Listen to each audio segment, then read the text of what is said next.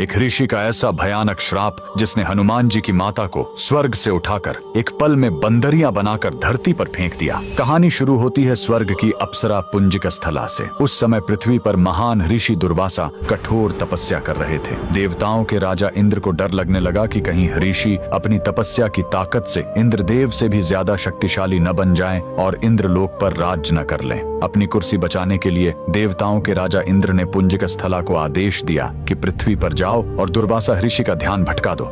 इंद्र के आदेश पर वह ऋषि के आश्रम गई और उनकी तपस्या में बाधा डालने लगी। ऋषि दुर्वासा ने गुस्से में आंखें खोली और उसे श्राप दे दिया। तूने एक चंचल वानर की तरह हरकत की है, जा पृथ्वी पर तेरा चेहरा भी वानर जैसा हो जाएगा। अप्सरा ने रोते हुए ऋषि के पैर पकड़ लिए। तब ऋषि ने दया दिखाई और मुक्ति का उपाय बताया। जिस दिन तुम भगवान शिव के 11वें रुद्र अवतार को जन्म दोगी, तुम वापस अप्सरा बन जाओगी। इसी श्राप के कारण उस अप्सरा ने पृथ्वी पर वानर राज कुंजर के घर बेटी के रूप में जन्म लिया, जिनका नाम अंजना पड़ा। बरी होने पर उनका विवाह महान वानर योद्धा केसरी से हुआ, लेकिन श्राप से मुक्ति पाने के लिए उन्हें एक पुत्र की आवश्यकता थी। इसलिए माता अंजना ने हम्पी के इसी अंजनाद्रि पर्वत पर भगवान शिव की घोर तपस्या की। सालों की तपस्या से शिव जी प्रसन्न हुए और वायुदेव के माध्यम से अंजना के गर्भ में दिव्य शक्ति स्थापित की। और तब इसी पहाड़ी पर जन्म हुआ बजरंग बली का। हनुमान जी के जन्म लेते ही माता अंजना का श्राप टूट गया। आज कर्नाटक के हम्पी में स्थित यह अंजनाद्रि पर्वत इस पूरी घटना के गवाह है। 575 सीढ़ियां चढ़कर आज भी भक्त उस पवित्र जन्म स्थान के दर्शन करने आते हैं। पवन पुत्र हनुमान के लिए कमेंट्स में जय बजरंग बली जरूर लिखें।